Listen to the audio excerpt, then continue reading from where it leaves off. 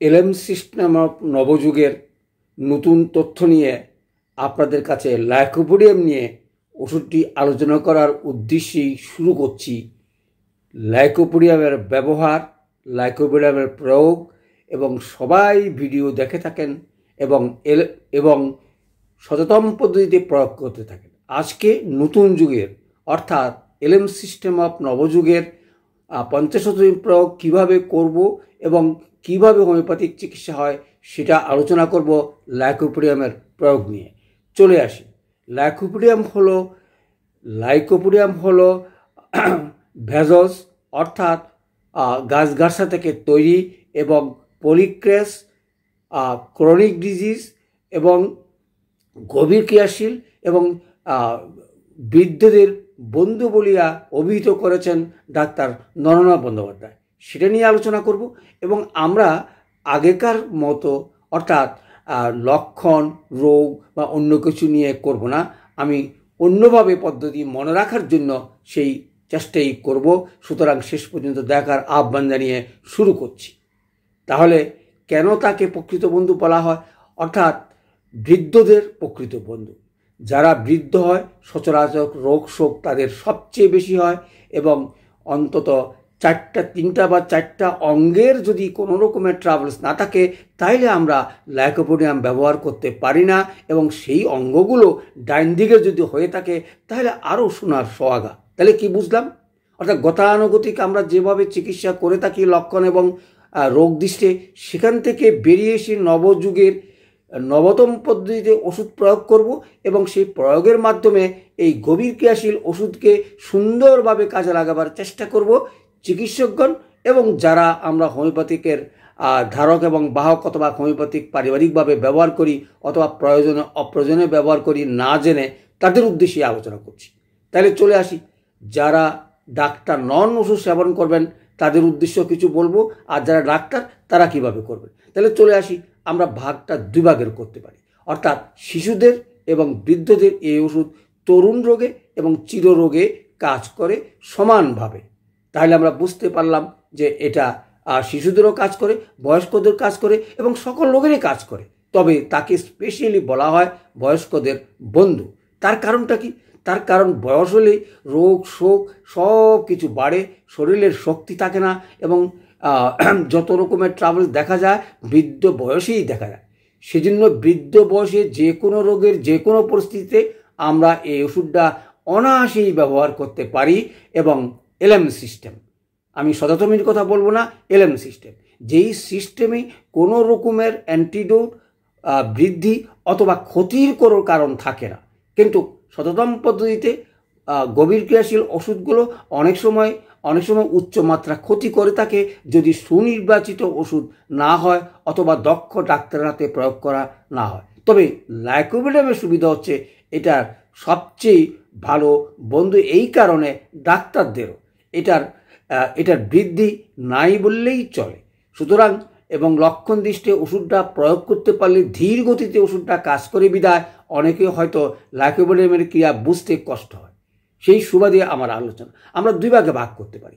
এক ভাগ হচ্ছে চিকিৎসকের জন্য, আরেক ভাগ হচ্ছে আমরা লাইকোপোডিয়াম যারা সচরাচর ব্যবহার করি তাদের উদ্দেশ্যে। তবে একটা কথা মনে রাখবেন, হোমিওপ্যাথিক ওষুধ কোনো ডাক্তারের পরামর্শ ছাড়া যথেষ্টভাবে বেশি দিন কোনো ওষুধে হাই পাওয়ারের খাওয়া উচিত নয় বলে আমি মনে করি। আপনারা খেয়ে দেখবেন, ভালো না হলে আপনারা ডাক্তারের পরামর্শ নিয়ে ওষুধ সেবন করবেন, কারণ কেস টেকিংয়ে হোমিওপ্যাথিকে একমাত্র প্রদপদর্শ। চলে আসি। আমরা যারা পারিবারিকভাবে চিকিৎসা করি তারা কিভাবে করব?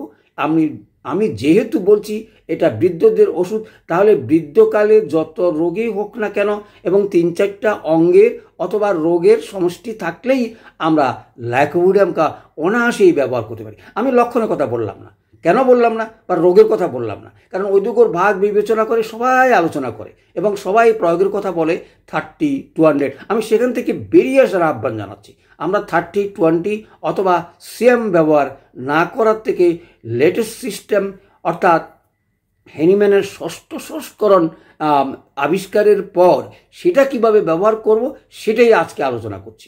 অর্থাৎ যারা আমরা পারিবারিকভাবে সেটাকে ব্যবহার করতে চাই, মনে রাখবেন বাজার থেকে M1, M2, M3, M4 এই 4 পাওয়ারের শক্তি কিনে দিনে একবার বা দুইবার যে কোনো রোগেই বৃদ্ধ বয়সে অনায়াসেই খেতে পারে এবং অনায়াসেই খেতে পারে এবং রোগগুলো থাকতে হবে ডান দিকে এবং অঙ্গভিত্তিক, অর্থাৎ যাদের সচরাচর রোগ কম ভালো আছে তাদের কথা আমি বলছি না, কিন্তু যাদের অন্তত তিনটি অঙ্গের ট্রাভেলস আছে অথবা এর চেয়ে বেশি রোগে আক্রান্ত এবং জর্জরিত, তারাই এই ওষুধটা সেবন করার সাধারণ মানুষের কাছে আহ্বান জানাচ্ছি।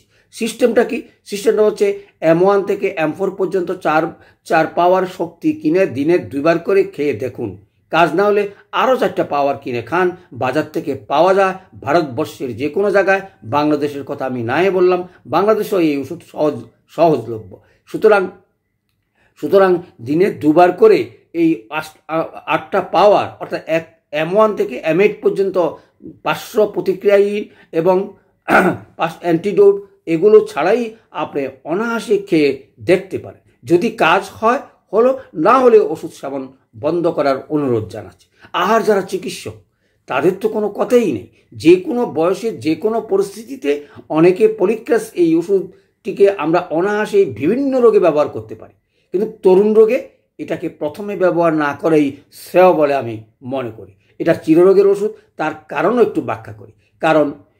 কারণ 4টা মায়াজম সোরিক, সাইকোটিক, সিফিলিটিক এবং টিউবারকুলোসিসের উপরে তার বিশেষ ক্রিয়া। বিশেষ করে আমরা যদি মনে করি তাহলে টিউবারকুলোসিসের পরে কোনো রোগে যদি গভীরতা এবং বিভিন্ন রোগের কাজ করে থাকে, সেটাই একমাত্র ওষুধ হচ্ছে লাইকোপোডিয়াম, যার কোনো বৃদ্ধি সচরাচর ঘটে না।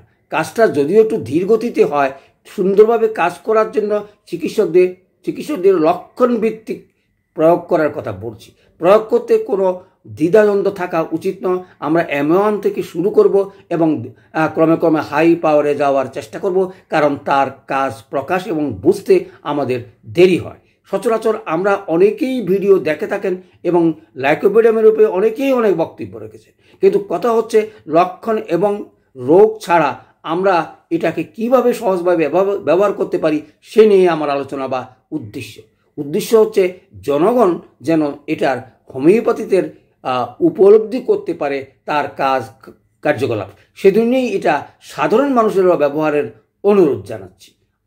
আমি মাত্রা এবং ডোজগুলো বলে দিলাম এই কারণে যে আমাদের যেন কোনো ক্ষতি না হয়। কিন্তু এলএম সিস্টেমের অনেকেই ভীতি প্রদর্শন করে যে সেটা ক্ষতি করে, অথবা প্রয়োগ জানে না, অথবা প্রয়োগ করতে তাদের দ্বিধাদ্বন্দ্ব।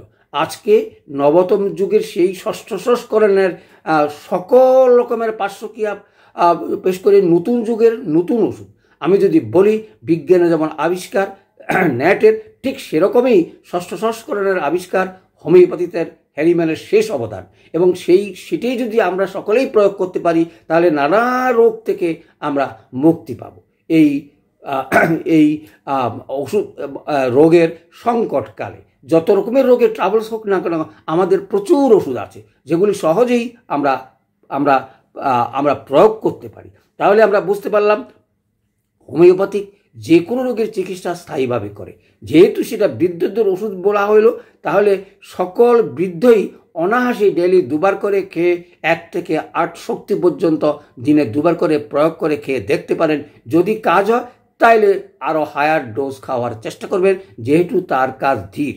আর যারা ডাক্তার তরুণ রোগেও সেটা ব্যবহার করতে পারেন লক্ষণ ভিত্তিক। মনে রাখতে হবে তরুণ রোগ ব্যবহারের আগে নাক্স M1 M2 দিনে প্রয়োগ করার চেষ্টা করবেন, তাতে যেন লাইকোপোডিয়ামের কাজটা গভীর থেকে গভীরভাবে করতে পারে। প্রথমেই এই ওষুধ ব্যবহার করা থেকে দূরে থাকবেন এবং লক্ষণ মিললেই লিভার বলেন, স্টোমাক বলেন, অথবা অন্ডকোষ অথবা প্রস্রাবের ট্রাভেলস যে কোনো অঙ্গই হোক, এই সকল ট্রাভেলস থাকলেই আমরা অনায়াসেই লাইকোপোডিয়ামকে ব্যবহার করতে। আসুন আমরা এই নবতম যুগের 50 পদ্ধতি ব্যবহার করে তার উপকারটা আমরা গ্রহণ করি এবং সাধারণ মানুষ যেন বুঝতে পারে হোমিওপ্যাথিকের নবযুগের নবতম সিস্টেমের ওষুধ কিভাবে প্রয়োগ করে। সকলকে ধন্যবাদ।